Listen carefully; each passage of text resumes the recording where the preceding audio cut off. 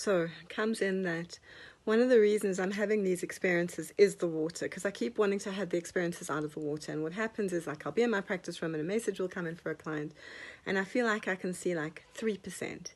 When I'm in the water, I can see like 20%, 30%. It's like there's so much coming at me that I'm bombarded by my eyes open like 30%, my third eye, but out of water it's only like a crack. And so I wanted to know why, and it was because water is alive. Water is yin. And so because I'm so deeply immersed in yin, and because I'm so reverent of yin, it has come, it allows me to open up into a really clairvoyant space, and I get messages, I know things, and I get visions, and I can hear things, and I can speak, and it's amplified so much in water. So that's why I ring the bells over the water, I do the healing, I do chanting under the water, I use the crystals in the water, but it literally amplifies everything by like 100 times, like more than that. It's insane how much water helps you to be psychic. So if you're going to be doing any of these rituals and practices, and you're a woman specifically, because I'm a woman and I'm assuming that it's working more from the goddess energy within me, the yin within me, get into the water. I can't tell you how much it amplifies everything. Scrying in the water, I can see 100 times what I can see when I'm just scrying in my room with a client, for example. Water's unlocking my gift, and I'm sure it will be unlocking yours as well, so give it a try.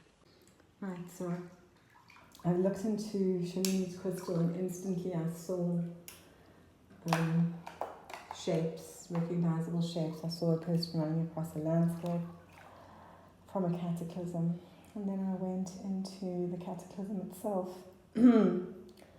which is going to happen regardless, but it'll be a catastrophe mixed in with blessings, and it doesn't have to be a complete catastrophe. There's going to be various levels of it. It'll be devastating in some ways and liberating in others, like anything, light and shadow. Right. So I see it coming, and this cataclysm that's coming towards us. But I see that we are opening up nodes of connection to earth and healing. Every single healing that is done, every single trauma that is released, every single connection that is made in love, every single mycelial network that connects, every single fraternity, sorority, every single collective that we create, and every single time that we reach out with each other in love, even if it's just a friendship and all you're doing is you're speaking, you're actually creating a node, and that node earths into the ground, and it actually strengthens the etheric network of the earth. And then I saw on the wall these tiny little creatures everywhere, all over the earth. Yesterday I saw a squirrel going into a portal, and the portal was a UFO turned on its side. It's a UFO that I see in other visions, but this time it was turned on its side, and it was a cave, but like a stone cave portal. It was just the shape of the stone, and the portal was the entire inside of the stone. The squirrel watching it. So today I saw more images similar to that, but there is a natural etheric network being built by trees, by plants, by animals. Our animals are all involved in it. Look at your pets. We're going through this transit. I've been feeling this deep anxiety and lots of headaches and pain and stress. And what it is it's a compression of timelines. The timelines are all collapsing into each other. So they're collapsing into a singularity of a timeline. This is condensed. What's happening in this month alone, in April, should happen over sort of 50 years, 100 years. It's really compressed into a very short period of time. And so I see that it's awakening. This is not just happening to us, it's happening to the planet, it's happening on every dimension. And so the animals are waking up, the animals are getting a upgrade too. They're getting the solar flash, the DNA upgrades as well. It's going to be planetary vibes, not just humans. And then I saw, and this is where things get like so odd for me, but this is what I see. I see that in different dimensions where life evolved differently, there are mermaids here. And I saw these mermaid civilizations, but they're not mermaids the way we see them. They are bipedal because they're humanoids, but the legs can lock together in a fin. And when they lock together, they become like mermaids. They can walk on land, they can be in the sea. And I see these creatures are also getting ready for a huge shift, that there has been imbalance in all of these different societies. And then I see the Sasquatch. The Sasquatch are also coming out in their droves to regulate things, because there are skinwalkers that have come out. So there's all kinds of cryptids calling out too. So on the light side, there's going to be lots of light. There's going to be beautiful mermaids, and there's going to be Sasquatch, but there's also going to be sea monsters, and there's going to be cryptids. So these stories are going to become more and more common. People are going to see weird creatures like dinosaurs or werewolves, or like all these weird reptiles and insectoid creatures. This is coming, if not happening already. And then this was completely wild. So I've been getting visuals a lot of, there's going to be things are going to come out of the sea, things are going to come out of the sea, things are going to come out of the sea. Whatever is living under the sea is going to uncloak itself and make itself known shortly. We're going to be seeing lots of things coming out of the sea. And so I saw in Shalina's crystal, I saw a cat, and it was a panther or a jaguar, and it was hissing at something. And it was hissing at I see this jungle cat often. It's represents something to do with wildness and nature and earth, and also sort of lioness mythology. Anyway, it was hissing, and then it was hissing at a mountain in the distance, and the mountain was like a mesa, but it was crumbling into a sea in front of it, and behind it was an enormous entity with this very grave face watching humanity, huge entity watching us. And then I saw in the sea things starting to rise out of the sea, craft coming up out of the sea, or entities or creatures, just like there's going to be things coming out of the sea, and it's going to be happening soon. So that's my prediction at the moment. This intensity we're feeling is this timeline collapsing. Animals are feeling it too. Just be kind to yourselves and be kind to everybody, and protect yourself, put your protections out. Because there's shadow as well as light, and you must make sure that you're headed towards light. Right. So I'm delighted to say the Sphinx is back. The Sphinx was gone for a while, and it really freaked me out because it's been one of my main kind of tableaus that has evolved over time. So it gives me like a story. It's giving me narrative, and it's like one of my favorite landing places in this crystal. And it was gone for a while, it was wiped out. It was very strange, and now it's back, finally drawn and completely different in the crystal. And so I'm still seeing the Sphinx, but it's a different kind of drawing, like the etching lines. I use drawing because it looks like a drawing to me through the crystal. Etching lines are much finer and different. And the face itself, when I spun it around, gave me a whole lot of different things. It's gone now, but it took me to Mars, and it took me to the face on Cydonia. Cydonia, it was the face in the ground, and I saw it. And then I saw it from the side as the monument from the ground, which is enormous. And on Mars, there was a one-eyed god, and I can't really see. I saw a face that had a single eye in the middle of the forehead, like a cyclops. So either there was a god on Mars who was cyclopean, he had one eye in the middle of his forehead, but I also got the idea that he might have just had one eye, and in imagery it moved to the middle of his forehead. And purple-skinned, one eye in the middle of his forehead. Blue-purple, like a lilac-y blue, but it's purplish. And yeah, it was really beautiful. So I'm back to seeing my sphinxes, and I'm so happy because I was really freaked out when they were gone. Right, so now that one-eyed face has morphed into a woman's face. It's morphing again, there's lots of faces. And the Sphinx in the front has turned into a lizard. It's a cat and a lizard. And there's a whole lot of different Sphinxes. All of them have different heads. They're all therianthropes, but there are lizards, there are lions, there are dogs or wolves. There's all different heads on different Sphinxes in different parts of the galaxy. And somehow these themes, the DNA of lions, of wolves, of foxes, of lizards, this DNA is not just on Earth, it's right across this galaxy, it's everywhere. It's some sort of hybrid that comes through to us on the panspermia thing. The mushrooms come in with this DNA, and it's terraforming, and it seeds planet Earth with everything that it needs to eventually exist with for the existence of a hominid creature that breathes oxygen like we do. It's carbon-based. It's we're all eukaryotes. It's a DNA experiment that's going right across this galaxy and other galaxies, not just here. I mean, it's Andromeda, it's all over the place. And so different forms of hominid have evolved on all these different planets, and they're all bred out of a smallish set of DNAs. So like insectoids, the mantises and stuff, the Anunnaki DNA, which has got quite a lot of lizard Draco DNA in it, the Draco DNA, Nordic DNA, obviously, because we look like the Nordics, they look a lot like us.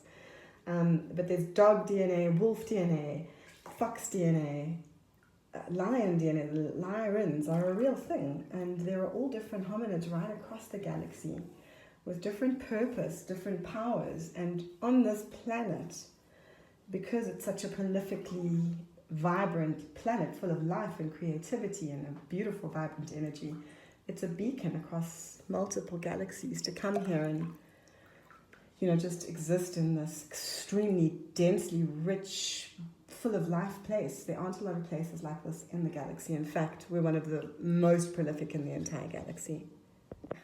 I'm getting a life in a puddle metaphor, like on Earth there'll be a puddle and immediately it will be teeming with microbes. So really life wants to exist on this planet. It's very verdant and green, and it's a beating heart in the galaxy, and people are drawn to it. Right, so I did my 5 elements all around me, and I went into each element at a time, and I really consecrated it, and I spoke about what I was wanting to let go and what I was wanting to bring back in. So in wood, what you do is you bring the entire theme, because what you're doing in wood is birthing or rebirthing. So what is the old paradigm that you're birthing out of? What is the new paradigm you want to birth into? So it's thematic. Wood is birth, beginnings, the start, the restart, the regenesis. So that's what you do in wood. You think about what is it that you're coming out of? What are you going to iterate as in this new beginning that you're doing? And so my theme was my old paradigm was people pleasing and having less boundaries and allowing bad behaviors and just saying, yeah, I'm okay, it doesn't bother me, you know, and being polite about it when it does. And I should have stood up and spoken. But that goes from, so that's the theme that I was working with. And in growth and new growth, I was birthing out of that. What am I birthing into? Relationships I choose because of resonance, because of similar themes, similar ethos and pathos, and similar aspirants that we're going towards. So if I want to grow spiritually, I look for people that want to grow spiritually, which means letting go of a lot of people that need to grow emotionally, need to grow through their traumas, need to grow in different ways. I don't have to maintain relationships with people based on saving them. And I'm stepping out of all of those. I will still love those people, care about them, but as and when it depletes my energy and when it becomes vampiric, I step away from it. I don't have to be the kinesiologist in my life, personal life as well as my friendship. I have the right to say no and have boundaries. Then I go into fire. So in fire, what are you burning away? What don't you need anymore? What angry feelings do you have? What are you really ready to burn away so that new things can start? So throwing away my shitty behaviors and my stupidities in those places, the places where I've really allowed bad stuff to come in, and the places where I haven't stood up for myself and been sovereign and authentic and had enough love for myself to stand up for myself, throwing that in. What I want, passion, meaning, creativity, interest, and alignments with people in that field, aligned to my own goals. So choosing a set of people to iterate with in this part of my life. That doesn't mean that you no longer love or care for the people that you unclipping from. They have their own journeys that they've got to go in different directions, and you were just wasting each other's time. Right. Then coming into earth. So earth for me, what you're letting go of in earth is you're letting go of those things that don't nourish you. Earth is about nourishment, self-care, but it's also about the harvest. What has been eating away at your harvest? And so all of the relationships and paradigms that you've set up, that you have people you can't be yourself around, you can't relax, you can't trust, people that will steal energy and nourishment away from you because they are in self-perpetuating bad spirals. And you're in a self-perpetuating bad spiral by staying in that relationship. So you step away, you unclip, and you allow it to go where it needs to go. It can sometimes only go 1 degree away from you, and that's enough. But sometimes it needs to get really the hell out of your sphere completely, and that needs to go. So you just need to be ready to let go of those. You ground those into the earth. What are you going to bring in? Comfort, stability, self-care, looking after yourself, loving yourself first. But allowing in your inner circle only people you can trust and really be yourself around. You don't have to censor yourself. You don't have to people please, and you can just relax and be, these are your ride or die people. These are the people that you really know you can, be your farty ass self around, and they're not going to judge you. Right, then you come into metal, and metal is about grief and guilt and letting go. So with my people-pleasing stuff, in metal, what I've got to let go of is all the guilt that I put there to make myself people-please. So, you've got to be this person's really having a hard time, that's why they're being so unpleasant. But actually, when you keep being cut by that person, that's metal telling you, step back.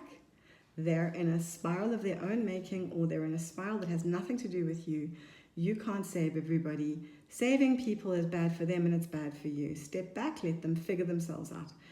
People don't pay you to be a kinesiologist and a vulvologist in their friendships with you. They actually just want you, and you can put that hat down and just be yourself in those spaces. That's huge.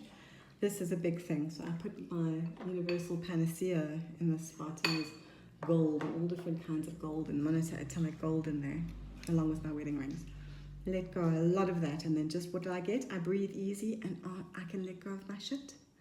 Anyway, then I move into water. So water, I had peppermint oil and water, and I use water as about what relationships are giving me anxiety, dread, what relationships am I phobic about, do I have insecurities about. This is what water is.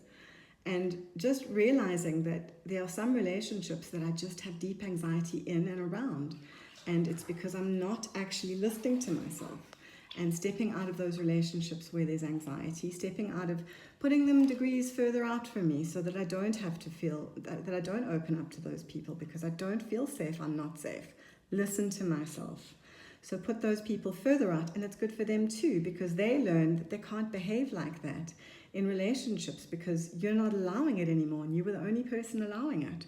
So you're teaching them, I actually have to have a container for myself. I have to actually be a kind version of myself. I can't be abusive. I can't be unkind. I can't push this person further than they're further to go. And I have to respect this person's time. I have to respect their points of view.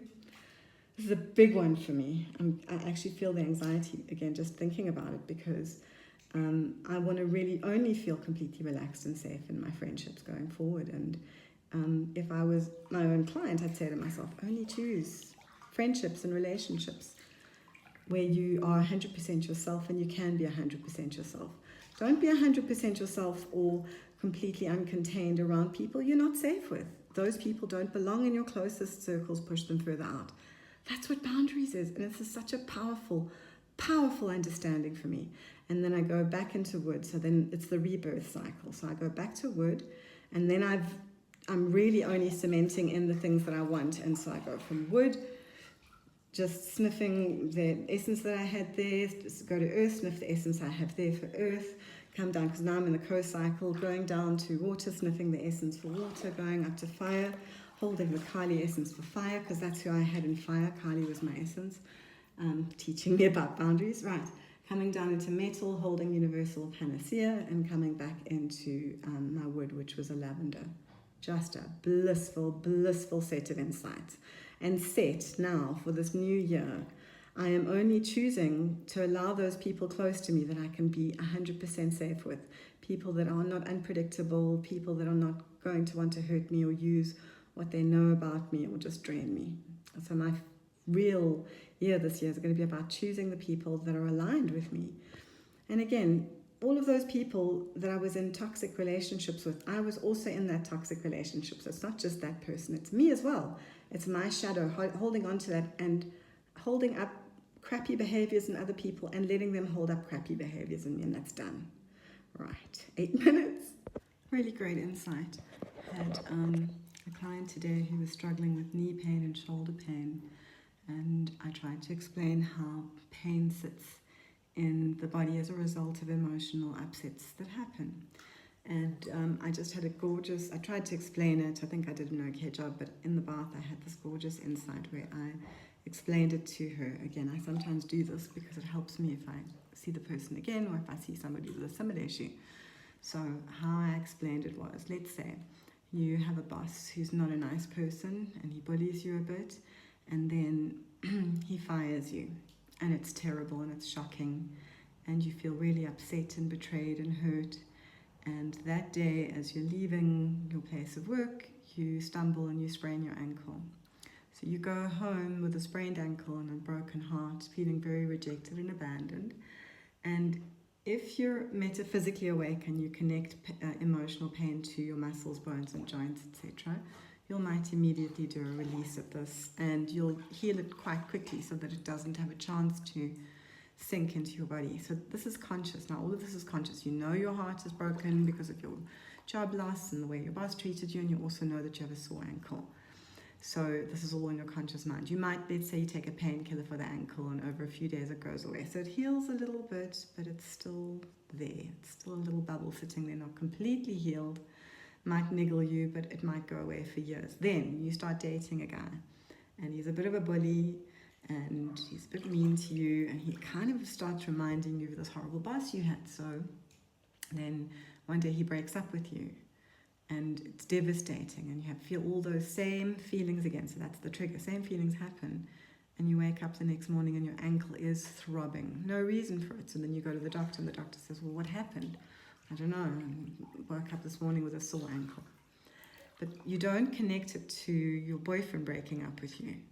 But what's happened now is on your ankle you have two compounds. You have the first emotional hurt that was never fully healed, and you have the second emotional hurt that's now attached to the first one. So now it's gone from your conscious into your subconscious.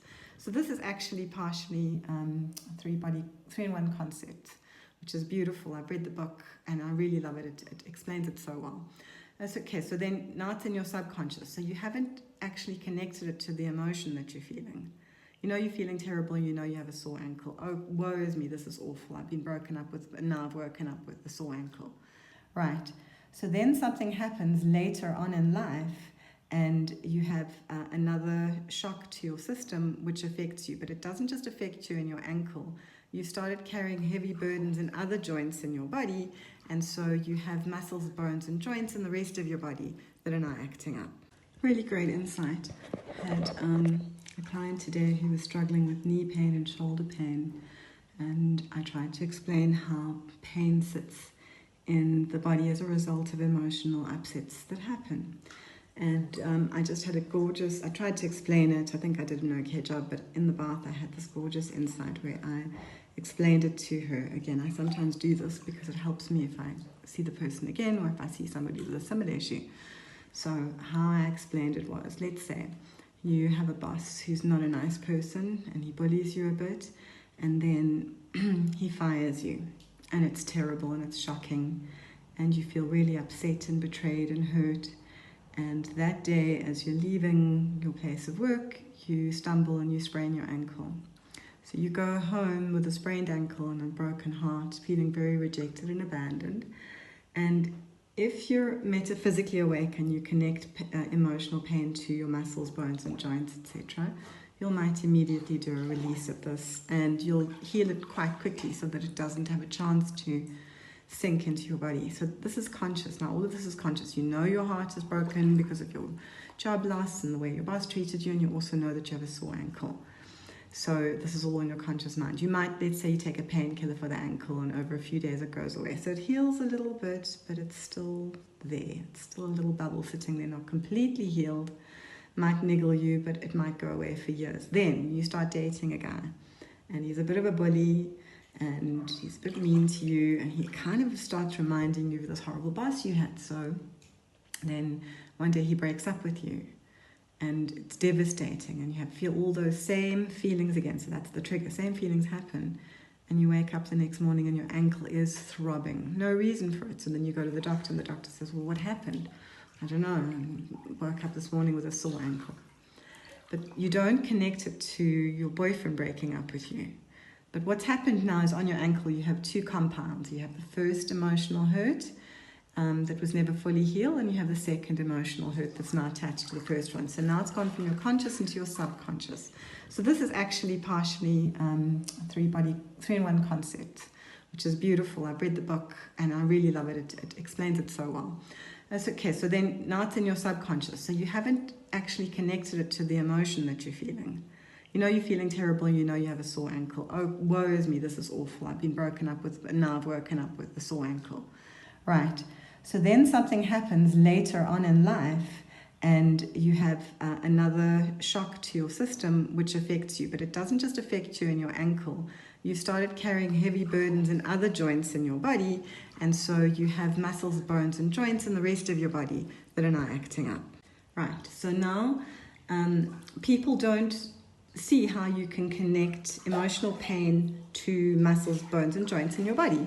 So let's say I'm just going to how many ways can you move your muscles? What impetus or trigger that you have available to you can move your muscles, can make your body move?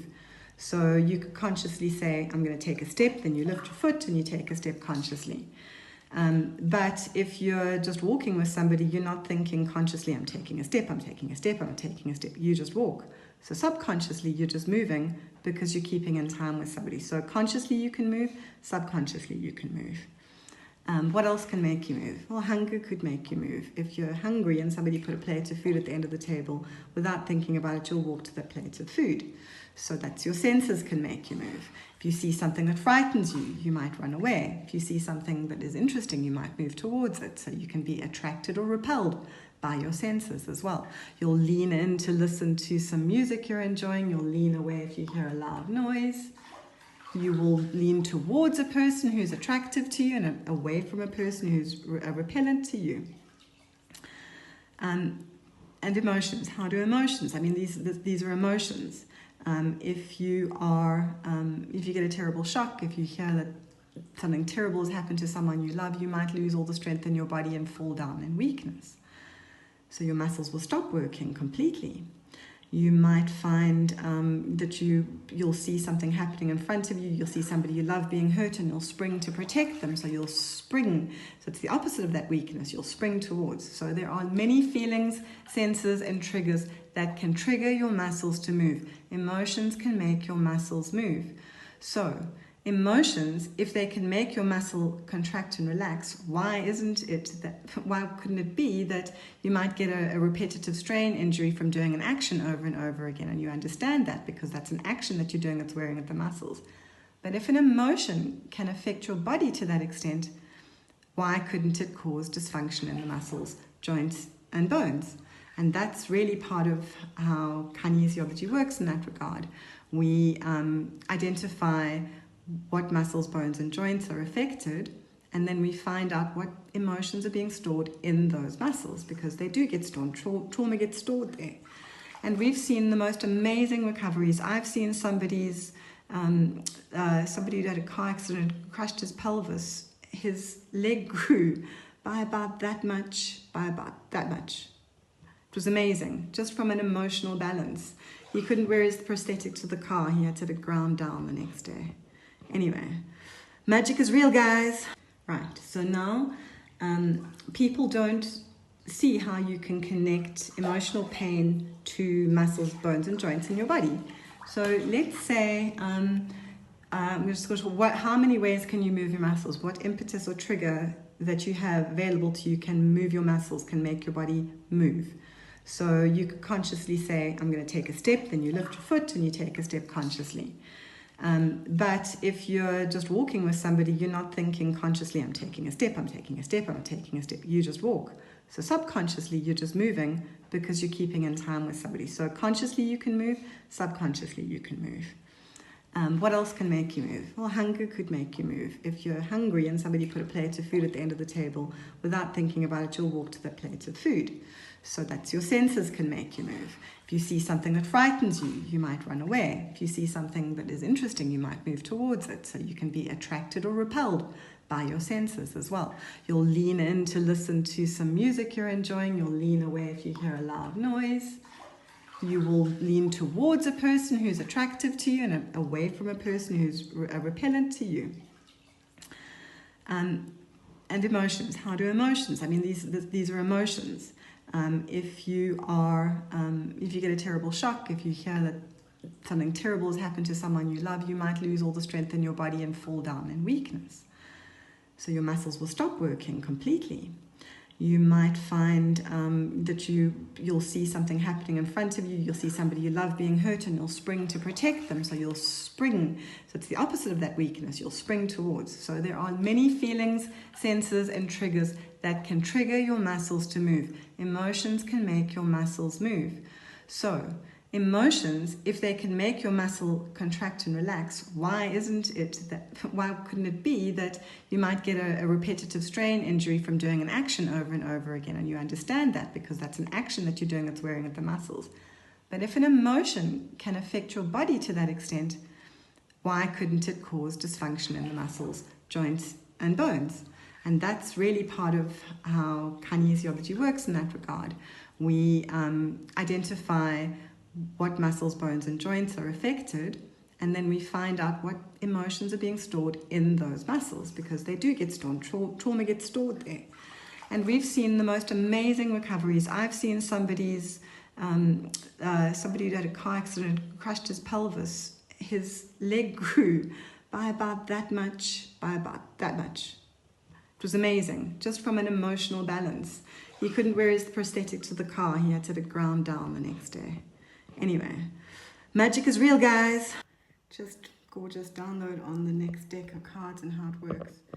It is the Goddess and the Gorgon. And so I had this image of Medusa come to me, and she's featuring very strongly for me the last few days.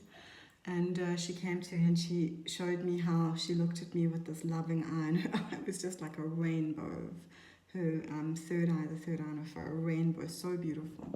And she said, so this next deck of cards, which is about transcendence, is going to be about accepting shadow, and it's going to be called the Goddess and the Gorgon.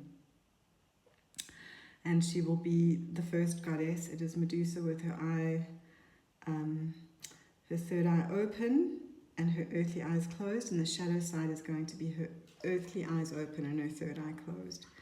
And so this is going to be a light and shadow deck. And everything is going to be, this is the goddess and these are the gorgons. So there's going to be 26 goddesses and 26 gorgons. And so you will draw a card as a goddess card, and you will draw a gorgon card. And the backs of the card, the goddess cards will all have the Medusa of the loving eye. And the backs of the gorgon card will all have Medusa, as a gorgon with the earthly eyes open. And it's going to be about connecting a light aspect with a dark aspect. So there will be 26 aspects of light, of goddesses of light and transcendence. And there will be 26 goddesses of dark and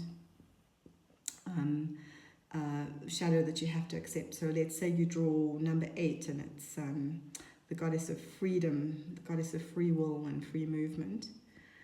And then you get, like, I don't know, the goddess 4 on the Gorgon side, and that is the Gorgon of jealousy.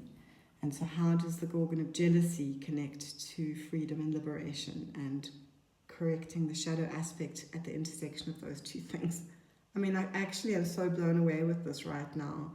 I can see how the whole thing works. I can see the cards. In my mind's eye, Medusa is the theme of these goddesses. So it's the goddess and the Gorgon. Right, so I'm scrying in my crystal. First thing that comes up is I often get a vision of a man on a donkey or a man on a horse. And I often think that that's a Jesus story, but it's also a Don Quixote story. It's the fact that we are a mortal being living in an illusion that is of our own making. We believe it into being, and each of us has our belief bubble that we can affect. The more you believe you have magic and you can affect real change in the world with the power of word, thought, deed, the more it actually manifests in the world. And I'm seeing this in my practice. The more belief I have in my abilities, the more abilities I have. That's magic, that's real.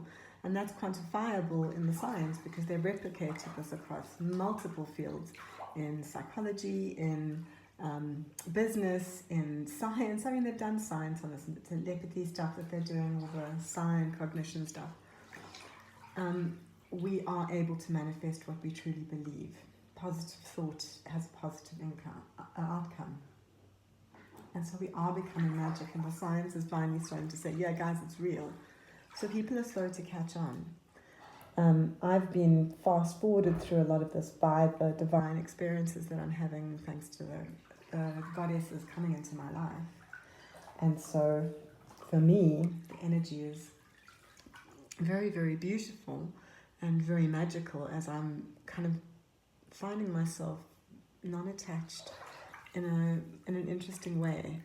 My ego feels as though it's exhausted and it's tired of being definite about anything. So I'm in a really fluid state at the moment, in a restructuring state, very sensitive, but very happy to be doing this. So I'm keeping my boundaries very strong at the moment because I know that energy has a tendency, in the past had a tendency to leak energy. I'm sealing up all of those holes. Anyway, I'm going to make another little video. Right, so I'm scrying and I see a man on a horse very often. I didn't tonight, but I see a man on a horse very often. And I've started to realize that that's Jesus. But in a strange way, it's also Don Quixote, because Don Quixote imagines his reality, and it is as he imagines it. It's a fantasy world that he's living in that represents yourself in the world. But the Jesus mythology keeps coming up, and I get lots of visions of Mary Magdalene and Mary, and I've had many experiences where Yeshua has featured quite strongly in my experiences. Right. So I have a feeling of that man on the horse, but I don't see it. And what I begin to see is a Trinity, a Holy Trinity, that you can only combine back into the singularity with Source when a Trinity comes together. It's, well, like that, I suppose. When a Trinity comes together, the two together don't seal. It's a third element that needs to come in. So we have the Father, the Son, and the Holy Spirit, which we know is the Divine Feminine. So it's the Father, the Divine Feminine, and the Son. We then have Horus and Isis and Osiris. We then have all kinds of mother, father, child stories right across Eastern religions and Zulu religions. There's lots of these religions where there's a marriage, a divine marriage, and a reproduction. This is why I keep saying we live in a sterility cult, because we don't celebrate reproduction. And that's our bloody origin. Anyway. Hello, Grace. So I first start seeing these Trinity stories happening, and I start going, oh my goddess, we are in a time of the rising of the Divine Feminine, so that we can come back into our Holy Trinity, because a Divine Feminine is going to take her rightful place at the left side of the God. It's time for this to happen. And so that's going to create a union back into Source, which is the child. Because the child is symbolic of the union between the Divine Masculine and the Divine Feminine. So what was sundered apart comes together into the Trinity, the Holy Trinity. We see so many threes, 3, 6, 9, the nature of the universe, sacred geometry. In cultures across the world, 3, 6, and 9 are venerated. They are at the root of so many of our vibrations and frequencies. 3, 6, 9 is a sacred geometry that Walter Russell said shapes our universe more than anything else does. It's octaves and they curve up and down. It's the DNA double helix. It's so many things. And so I get this amazing, I'm going to do another one. So I get this amazing helix. And I start realizing that it's all like it's related to DNA. Magic is happening, symbolism is real. And so I start looking into the crystal really intensely, because I see this Trinity happening. We're living in kind of a time of a new Trinity, religion, mysticism, spiritualism, the Divine Feminine push back against the logic and reasoning of the masculine age. Her mystery is arriving. That's the yin coming into the world. It's bringing its shadow with it. How important is shadow? Then I see these amazing images. I see what looks like an angel of death flying through the sky. It's a beautiful angel with black wings, and it's in shades of grey. And it's just gorgeous. It's like sexless. It's not neither male nor female. It's just beautiful with dark hair and pale skin. But it's a dark angel of death. and it's flying over what I recognize as the reverse of the Sphinx monument that I see so often in this scrying crystal in my egg. And I see it at a different angle, and it begins to blur into just a spirit of darkness, but it's not darkness, it's shadow. And then I look at what it's looking at, and what it's looking at immediately looks like a hominid, but it's a porcine hominid. It's got like a pig-like snout, and it's like ugly in human terms. I'm looking at it, I'm like a little bit distressed by why is the dark angel of death looking at this creature? What does it signify? I'm expecting it to signify the light. And as I look deeper into it, I see that it's actually a beautiful creature of its type. It's very well suited to its way of life. I see that it's evolutionary, a pinnacle. And I kind of address that, and then it begins to transform, and I see it as a handsome, porcine alien hominid. And then I look back at the angel of death, who's extremely beautiful, and then I see it's their kind of their trauma and their pain, and I see that is so heavy on them, and opposite it is a creature who's an opposite in another way. It looks ugly on the surface, but it's beautiful on the inside. But I'm also getting this really intense feeling that we're coming into a time of prophecy. Like prophecies are raveling together all over the world, and my prophecy at the moment is to be prepared for anything. There's a very quick shift coming that's opening us up in ways we might not quite be ready for. So just prepare yourself, meditate, and feel in with love to yourself and others. Be kind.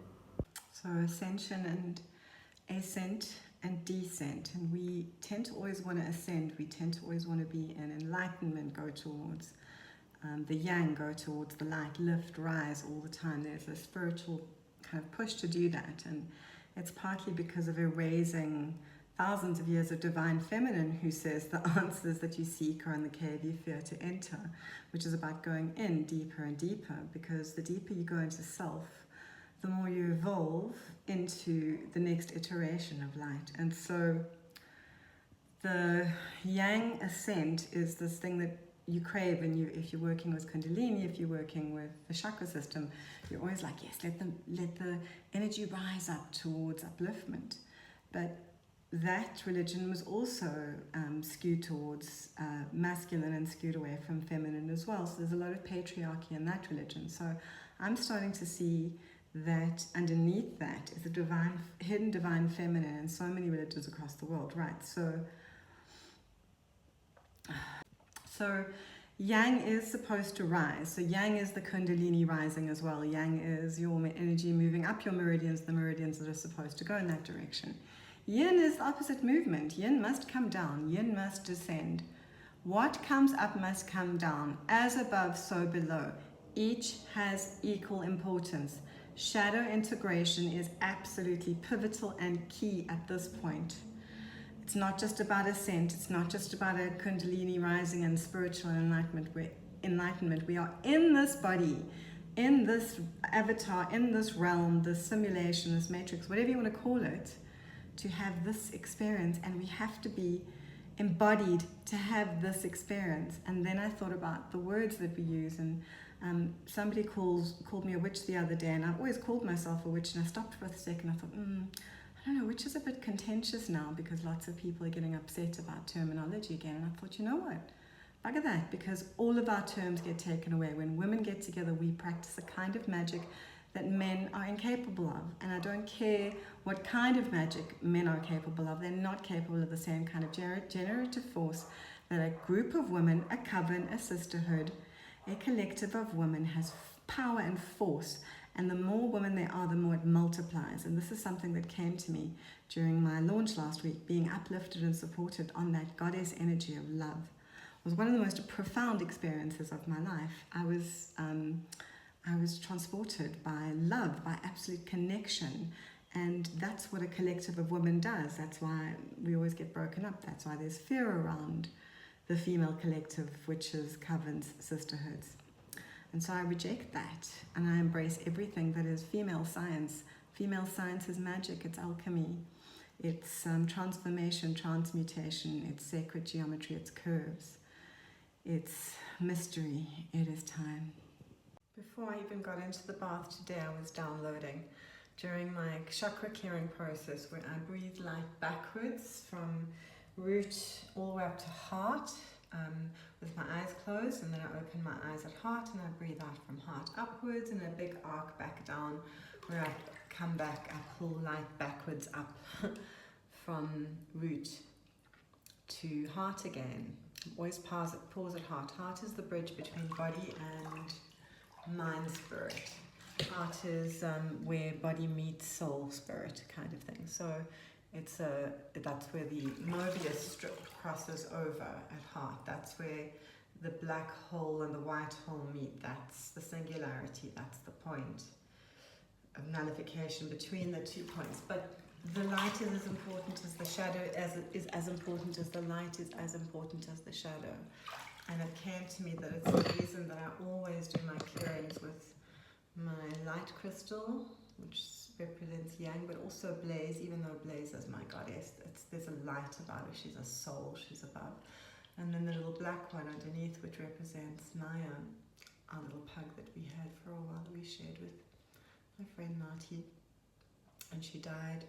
This was her crystal. She kept stealing it off my table and taking it to her basket. She did that twice, which is interesting. So when she died, this became her.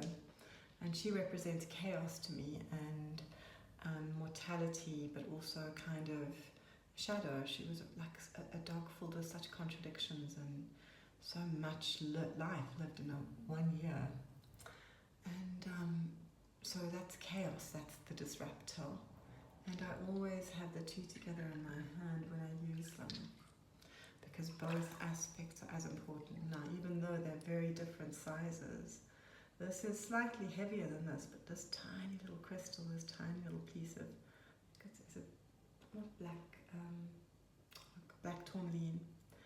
It's such a beautiful little faceted thing. It's very dense and heavy, and takes up a lot of space for its tininess. Takes up a lot of weight for its tininess. These two things are as important as the other, and I work with shadow a lot. I ting my crystal with Blaze, with my light crystal, and I ting my crystal with my Maya crystal, with my yin crystal, my dark crystal. Anyway, so much stuff coming up about shadow being like as important as light and like a priority right now, because we always prioritize light. We need to look at our shadow. We need to do it fast. Right.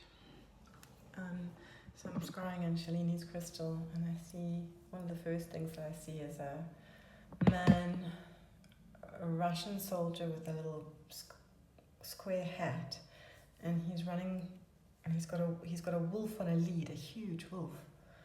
And I get the thought, it's 1917, it's the Russian Revolution. Now, I'm not really a history buff, but I just looked at my phone, and that was the start of the Russian Revolution. So it was a symbol about the revolution, and somehow how that is karmically tied to what's going on in the world now.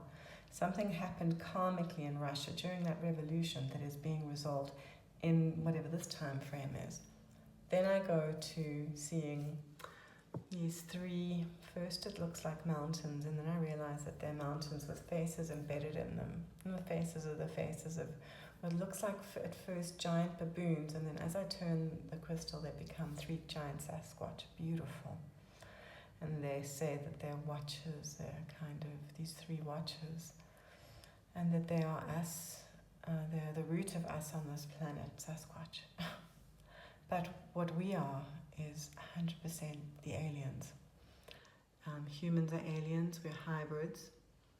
They took the Sasquatch line and other monkeys, and they bred this intelligent walking hairless ape with the capacity to remember, to tell stories. And then I see the pyramids as these enormous data capturing machines. That the purpose of the pyramids, one of the purposes, there are many, it's a stabilizer, but it's a transmitter and receiver of story. And these stories go to all these other planets where hominids have evolved, and wherever they have pyramids or pyramidical structures and the same technology, this old world technology, they're able to tap into the Akashic record and write their stories. So all of our lives are stories lived in different ways. The story of the Holy Trinity is key to all of these simulations running the same myths, whatever this program is, the mother, father, son story. Sometimes it's the mother, father, daughter story, but it's a trilogy always. It's always a trinity. And how important that is, and how we're living this one with these bodies that have been genetically altered. But it's just a story. It doesn't really matter how the story is told. And when you really look deeply at the story and poke holes, you start to see the glitches in the matrix, because it isn't a perfect story. I'm looking at the crystal and I have these amazing visuals. Just so much came in, stories of war, of betrayal. The Russians coming up quite a lot, something strange about that. And then I saw Gilgamesh, and he was like 10, 11, maybe 12 foot tall, enormous, and he was holding a lion under his arm. And the lion got bigger and bigger and turned into something else. There were all kinds of species. I was on all different kinds of planets, going from pyramid to pyramid, seeing sphinxes. I then saw a battle between our sphinx and an entity that's a whole collection of dark entities, and they're jinn. And then I saw the jinn, and the jinn were quite lizard-like, very beautiful but scaly and of mischievous aspect. So extremely mischievous, very little honorable. Their cousins on the opposite spectrum of beauty are these elven creatures who share similar bone structure, but they're very beautiful, smooth-skinned and beautifully patterned, and they have high honor and small mischief, but they have this thing that goes together. Anyway, so I saw our sphinx battling an entity that was made of a massive jinn, like tentacles all over it.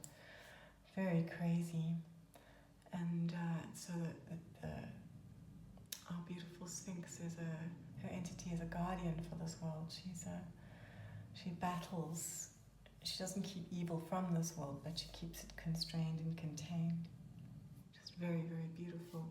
And then I saw how the divine feminine is rippling across the entire universe. It isn't just our world that has been trapped in a patriarchal cycle for thousands of years. It's a swing that the whole universe does. And so we've swung so far into a patriarchal male reasoning, logic, science place that we've lost all magic and mystery. And so the swing back into the mystery and the magical and the feminine is happening right now as we speak.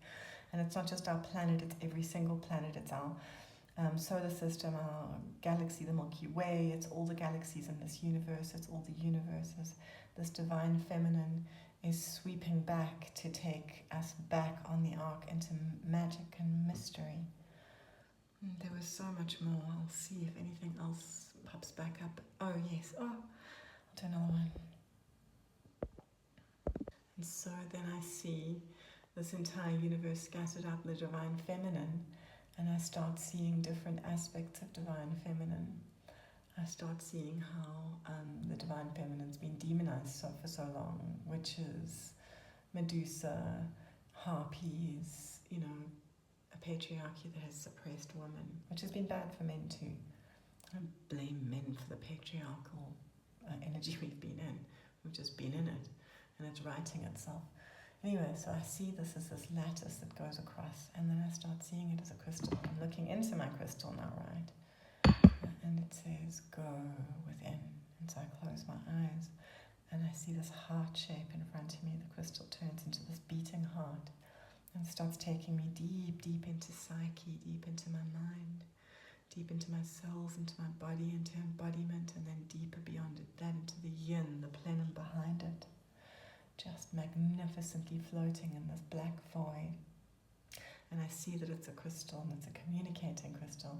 And then I see that our bodies are crystals, and everything is crystal. I mean, we're in a silicon universe. We're silicon-based life forms. We're carbon-based. It's crystal lattices. We're a crystal communicating. And I saw these entities behind the crystals the crystals are all entities, but behind them are they're nodes, they're aspect points that data can be pulled from and coded back into, and how this data is being coded in and out like a breathing network across the entire multiverse, this conscious breathing mind. And I'm in this yin place, floating in the void. Anyway, so I came back up because the water got cold, and I have to sort of make sure that I don't drift off too much. Wow, just like really powerful. Right, so I'm looking into my scrying crystal, and I first see a man's head on a bird's body, and I think, what the hell is that? And it strikes me immediately that it's a therinthrope, and like it's a hieroglyph, it's a symbol. And I immediately see the symbol of Thoth, the bird's head with the man's body, but this is the opposite way around. And I think about ancient Egypt and symbolism, and then I go immediately to hieroglyphs, and I think about hieroglyphs I've seen. I think I've seen a bird's body with a man's head on it. And I start thinking about how the hieroglyphs are, and I'm looking through this, I'm seeing things as well. I'm seeing like hieroglyphs and symbolism coming at me. And I realize that we are just story, and we are just literally, our photons are held together by the data that is story. Story is our code. Story is the binary code that exists in our existence is only light and shadow, and the entanglement between, and the black pearls of the Taiji Chu of the yin-yang. But this is story at its most primitive, black and white. And that actually what's happening in the Akashic record is just story at data at absolute scale. And we're knitted out of this data. So I saw the hieroglyphics as the code, like the matrix. I started seeing hieroglyphics as the matrix and started seeing things forming in it. And I realized that that's what we do in life. We are given a set of characters, a set of archetypes. We're limited in this existence. So yes, we can be anything outside of the existence, but in many ways, and I say we're limited by our story, by the stories we believe, the stories we allow ourselves to believe. The limits of your imagination is what you're limited to. So start imagining big. Anyway, that's an aside, but I start seeing that story is what animates us, and we play roles constantly. We see and meet all of the archetypes because that's what life's about, for you to have shitty experiences with people behaving horribly and evilly and unkindly, and then just in neglect and in impatience and in boredom and in distraction. There's all different variations of a negative side of people's persona, and we ascribe labels to that. So you're a witch, a crone, a hag if you're a woman. If you're a man, you're a bully, you're a prick, you're a player, you're a narcissist. We have all these labels that we ascribe. And so what happens is we have these experiences with people and go, oh, that's that archetype. You don't consciously think it, but you work out how to deal with that person in that archetype. And in that time, you take on that persona a few times so you can try it on to see what it's like, because that's how you learn how to diffuse it. Right. So that's the black pearl, the Taiji Chu. That is entanglement. So you become little versions of all of these different archetypes. You play them out in your life. Somebody's a real dickhead to you in life, and they have no reason to be, and they're just being cruel beyond belief. And at some point, even if you don't say it or think it, or say it out loud, you think it. I wish somebody would be really, really mean to that person. I fantasize about this terrible thing that happening to that person. I fantasize about that person having all the same things that happened to me, and then she's in the same experience that I'm in. So we think it. We think these bad thoughts about people. And so we create the opposite in ourselves so that we can play out, so we can know what it is, we can bring it into the kind of panoply of different roles that we can play, these different archetypes that we can play in life. And that's all that life is. It's a different combination of you putting on all of these different archetypes, because you're also putting on lover and mother and wife and fan and adorer and an enabler, and in good ways and in bad ways, and there's always little bits of you, and you're putting these roles on in different parts of your life, because you're learning how to create a tapestry of your life with a limited set of experiences that can be had and a limited set of responses that can be had, because in a way that's what the archetypes do, they limit you. But you're allowed to put on limitless amounts of them, and that's where the choice is. So the free will is a second tier choice. How do I choose to create a better paradigm with the tools I have right now in this paradigm? And then you do that and you get more tools and you level up. Jeez, it's a really, really amazing, amazing session.